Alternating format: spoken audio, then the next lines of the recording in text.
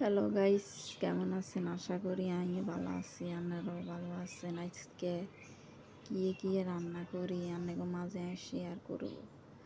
আজকে লতি দিয়ে শুটকি দিয়ে রান্না করতেছি। লতিগুলো আমাদের বাড়ির পাশে গাছের থেকে তুলে আনলাম।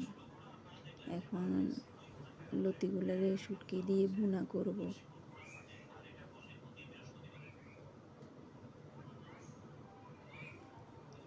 এই যে আমার লতি ভাজি হয়ে গেছে। এরপরে দিয়ে আলু দিয়ে মাছ দিয়ে রান্না করব। ওলাইনে কোনো লতি টতি খাইতো না, লতি দিয়ে নাল্লাই রান্ধি গিয়ে হুড়ি দিই।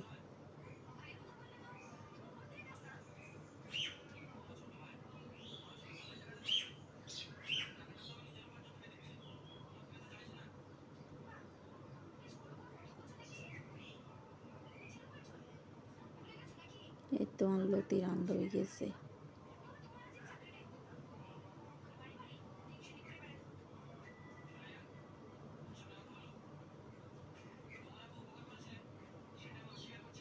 আর এমনি মাছ দিয়ে আলু দিয়ে রান্ধিও। ভাত বইয়ে দিছি, ভাত ওর লাগছে।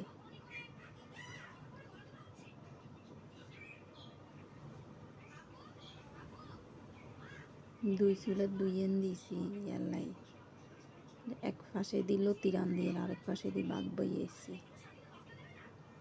ইয়ার হলে দিয়ে আলু দিয়ে মাছ দিয়ে রান্ধিও। আলু গেনেরাই কিনি ভাজি করে এলাইছি তেলের মাঝে। এনে ভাজি করে মশলা দিয়ে রান্না করলে খুব মজা লাগে। আপনারা ওইরকম রান্না করে খাইয়েন।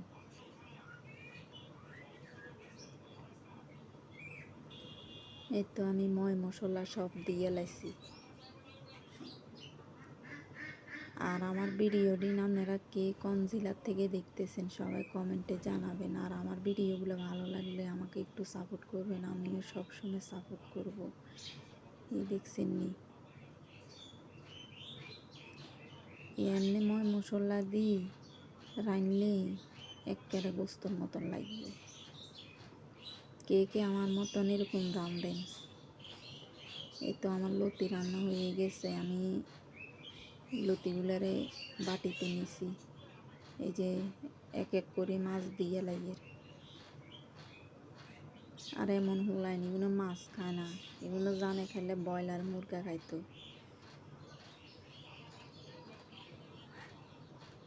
ইয়ার হরে দিয়ে একটু হানি দিয়ে লাইছি তরকারির উপরে। আর আঙ্গ বাড়ি এসে কুমিল্লা নাঙ্গলকোট। আমার কথা যদি ভালো লেগে থাকে